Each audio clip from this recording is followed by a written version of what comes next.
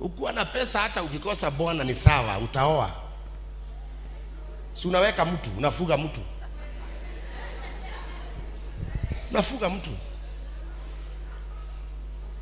Sasa mimi hata nikitaka kuoa mtu saa hizi mimi kufikiria sijawahi fikiria. Na ukisikia kwa social media nikisema natafuta bibi, ujinga tu. Naingia tu TikTok naangalia ni nani mzuri. Bibi yangu aliibiwa kwa TikTok. Tulipoachana tu mtu alimdate kupitia TikTok. Betty Bayo.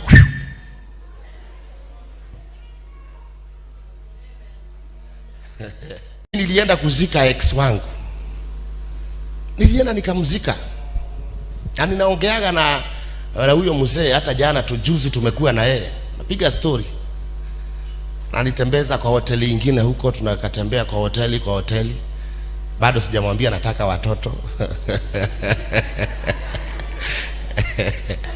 Lakini nitamwambia tu. Sema amen. Maana I don't believe in war and I'm not mtu wa vita.